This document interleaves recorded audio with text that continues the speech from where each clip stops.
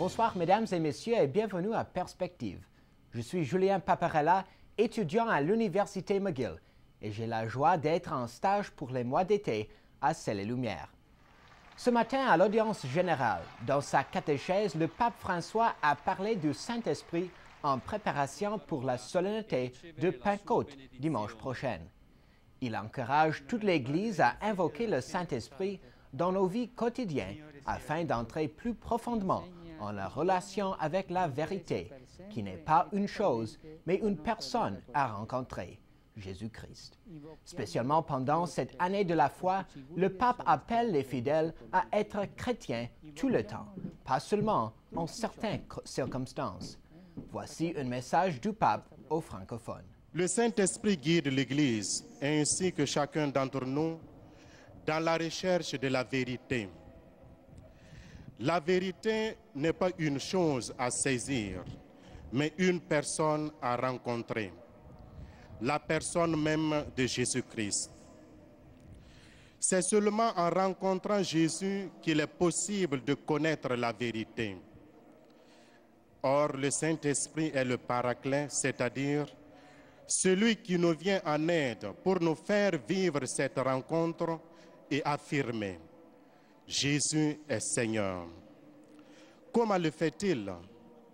Le Saint-Esprit nous fait souvenir des paroles de Jésus et il inscrit dans notre cœur la loi de l'Évangile qui devient le guide de notre vie, la référence de nos choix et de notre comportement.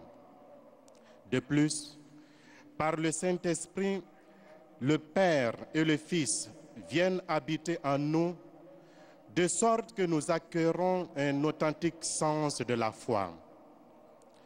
Le Saint-Esprit nous fait adhérer, sans erreur possible, à la foi transmise et enseignée par le magistère, et il nous donne d'en vivre pleinement. À l'exemple de la Vierge Marie, qui sut si parfaitement ouvrir son cœur au Saint-Esprit et recevoir la vie, nous avons besoin de nous laisser illuminer de sa lumière afin que la foi dans le Christ, mort et ressuscité, oriente désormais toute notre existence.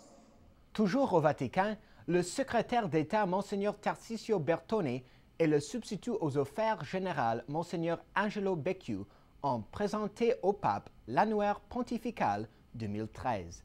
Cet annuaire contient les coordonnées de toutes les institutions et dignitaires de l'Église catholique, en plus des statistiques ecclésiales les plus récentes. Le Centre de télévision vaticain nous donne plus de précisions. L'annuaire pontifical 2013 et l'annuaire statistique ont été présentés par le Saint-Père. Les catholiques dans le monde sont passés de 1,19 milliard à 1,21 milliard entre 2001 et 2011, avec une augmentation en Afrique et en Asie. La présence des prêtres, diocésains et religieux dans le monde a augmenté, passant dans la dernière décennie de plus de 405 000 en 2001 à 413 000 en 2011. L'Europe, contrairement à la moyenne mondiale, a connu cette dernière décennie une diminution. Mais alors que le nombre de religieuses diminue, les candidats au sacerdoce, diocésains et religieux sont en augmentation. Le Saint-Père a montré un vif intérêt pour ces statistiques et de la gratitude à tous ceux qui ont collaboré à la nouvelle édition des deux annuaires. Aujourd'hui, le Saint-Siège a annoncé l'information suivante concernant le cardinal O'Brien.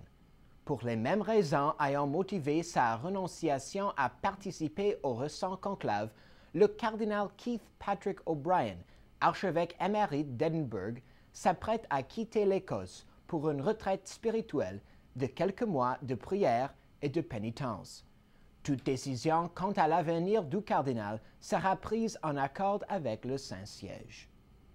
Cette semaine en Ukraine, le groupe de travail sur le développement stratégique de l'Église grecque catholique ukrainienne discute du futur de leur communauté ecclésiale. Les réunions sont menées par Monseigneur Ken Nowakowski de l'éparchie de New Westminster en Colombie-Britannique.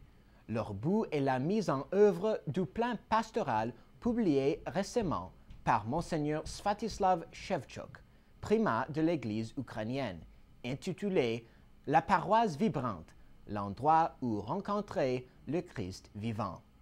C'est tout pour aujourd'hui. Merci et à la prochaine.